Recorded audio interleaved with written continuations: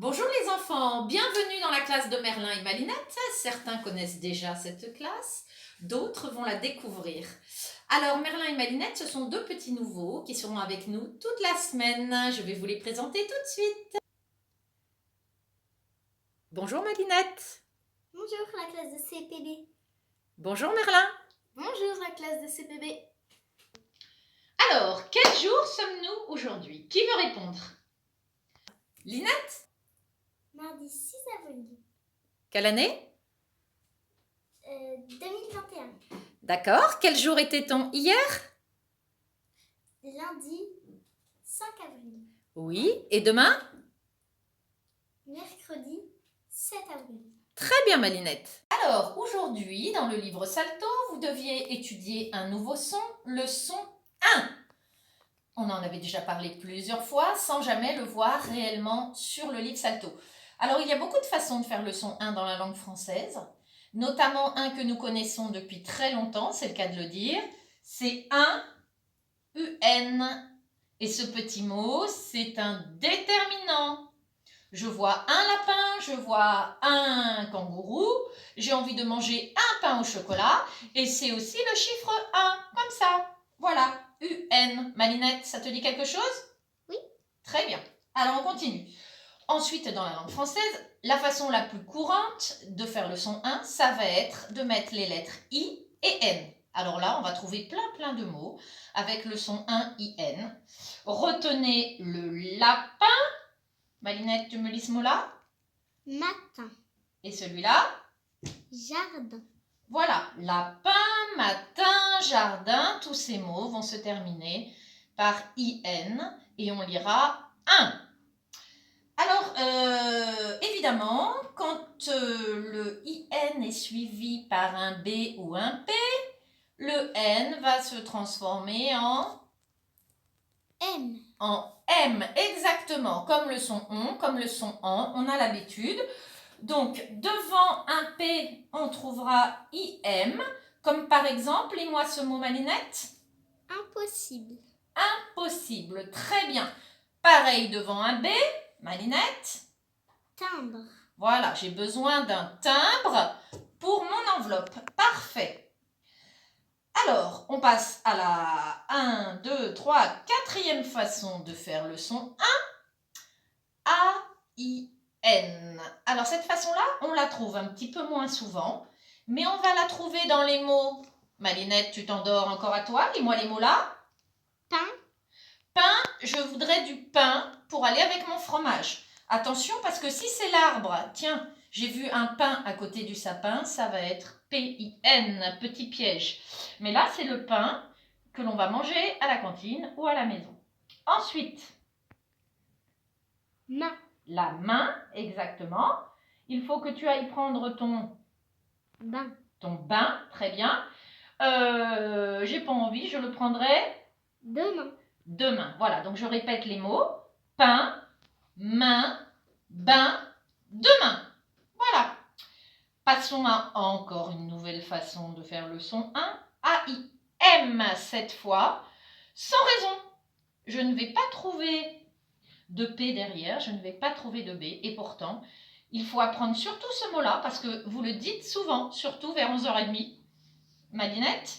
J'ai faim. J'ai faim. Voilà. Alors peut-être qu'il y en a qui ont déjà faim. Faim, F-A-I-M. Et pourtant, il n'y a rien derrière. Donc ça, ce mot à retenir par cœur, par cœur, par cœur. J'ai faim, j'ai faim, j'ai faim. J'invite toutes les mamans à répondre. Je te donne à manger si tu sais m'écrire faim. F-A-I-M. Et s'ils se trompent, eh ben, ils mangent rien. Voilà, tout simplement. On trouvera aussi ce mot-là? Un daim. Un daim. Alors, ça peut être le petit bonbon enveloppé dans un petit papier rouge, mais plus généralement, un daim, c'est comme une petite biche. Nous allons ensemble corriger l'exercice 2 de la fiche Salto. J'entoure un dans les mots. Bien sûr, j'entoure yen seulement quand j'entends le son 1, ce qui n'est pas toujours le cas. Alors, je vais demander à Malinette de corriger l'exercice en lisant bien fort les mots. Lapin. Tu entoures IN, puisqu'on entend bien un dans lapin. Chemin. Tu entoures IN, bravo. Farine. Est-ce que tu entoures quelque chose? Non. Non, parce que INE se lira in. C'est pas farin E. Donc on n'entoure pas. Bien. Invité. Tu entoures un, bravo. Cheminée. Est-ce que tu entoures? Non. Non, c'est pas chemin et, c'est cheminée. Attention, quand on a une voyelle après le N, souvent il faut prononcer in et pas un. Mot d'après. Simplement. Pourquoi avons-nous IM et pas IN, Malinette? Parce qu'il y a un P derrière. Parfait. Pinson. Pinson, qu'est-ce que c'est qu'un pinson, Malinette? Pinson. C'est un petit oiseau, un petit pinson. On dit gai comme un pinson. C'est un petit oiseau qui est toujours très joyeux. Allez, on entoure. Mot d'après. Requin. Requin, on entoure IN, très bien. Mot d'après. Marin. On entoure? Oui. Oui, et le dernier. Dindon. On entoure. Bravo Malinette. Pour finir avec le français, je voulais qu'on corrige ensemble le dernier exercice de la fiche Salto. La consigne était « J'entoure l'intrus dans chaque série ». Je pense que la première ligne et la dernière ligne ont pu vous poser quelques problèmes, donc je vous propose qu'on les fasse ensemble. Malinette, peux-tu nous lire les mots de la première série? Train. Oui. Avion. Vélo. Camion. Voiture. Moto. Très bien. Malinette, quel mot as-tu entouré? Quel est l'intrus pour toi dans cette ligne? Avion. Avion, avion, avion, pourquoi? Parce que c'est le seul qui va dans les airs. Avion, parce que c'est le seul qui va dans les airs. D'accord. Merlin, est-ce que tu as fait la même chose? Non, moi je pense que c'est vélo parce que c'est le seul qui n'a pas de moteur. Vélo, parce que c'est le seul qui n'a pas de moteur. D'accord. Eh bien, j'accepte les deux réponses. Donc, si à la maison, vous avez entouré vélo, c'est juste. Si vous avez entouré avion, c'est juste. Le tout, c'est de savoir dire pourquoi. Maintenant, on passe à la dernière ligne. Malinette, s'il te plaît, lis-moi les mots. Baleine. Requin. Lapin. Dauphin. Pingouin. Moi, le gentil dauphin, je n'y comprends rien. Alors, Malinette, quel mot as-tu choisi comme intrus? Baleine. Baleine, baleine, baleine. Ah bon, pourquoi? Parce que c'est le seul qui finit par N. Par N. Et les autres finissent par? Un. Je suis pas d'accord. Pingouin. Ah oui, pingouin, dauphin, lapin, requin. Ok, baleine est le seul mot où on n'entend pas le son 1. Ça marche. Merlin, tu es d'accord? Moi je trouve que ce serait lapin parce que ça n'a pas de rapport avec la mer. Lapin, parce que le lapin n'a pas de rapport avec la mer. Eh bien, moi, j'avais spontanément pensé au mot lapin aussi au début. La baleine vit dans la mer, le requin aussi, le dauphin aussi, puis le pingouin, il est au bord de la mer aussi. Il a un rapport avec l'eau, donc les deux réponses sont également exactes, à condition que vous puissiez les justifier. Voilà. Passons maintenant aux mathématiques. Vous deviez faire la fiche dans le manuel, la page 54 et la page 55. Je voudrais voir avec vous surtout le calcul mental. Malinette, es-tu prête? Oui.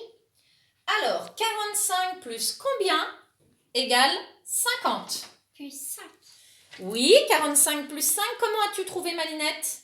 J'ai fait 46, 47, 48, 49, 50. Et ensuite, tu comptes tes Doigts. Bravo. 45 plus 5, je suis d'accord. Tu es prête pour le deuxième? Oui. Très très difficile, ça va être effrayant à trouver. 10 plus combien égale 10? 0. Mais oui Malinette, si tu as 10 bonbons et que tu en veux 10, je n'ai pas besoin de t'en donner plus, donc 10 plus 0. Maintenant, attention, 51 plus combien égale 60? Plus 9. Comment as-tu trouvé? 52, 53, 54, 55, 56, 57, 58, 59, 60. 60. Et quand on a tous les doigts sauf un, on sait qu'on en a 9. On n'a pas besoin de compter. Bravo, 51 plus 9.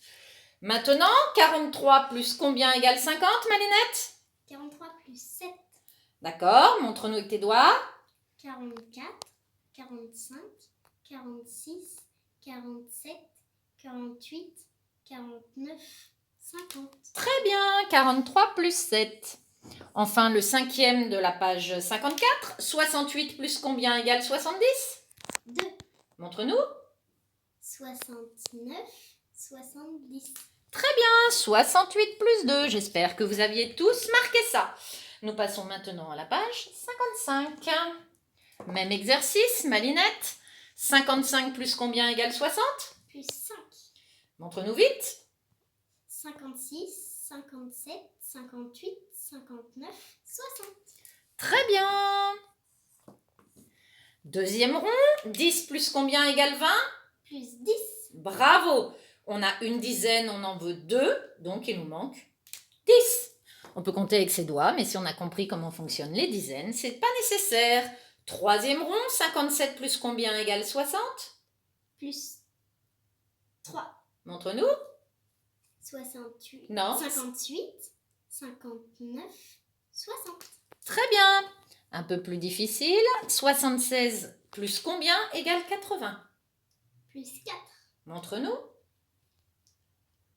77, 78, 79, 80.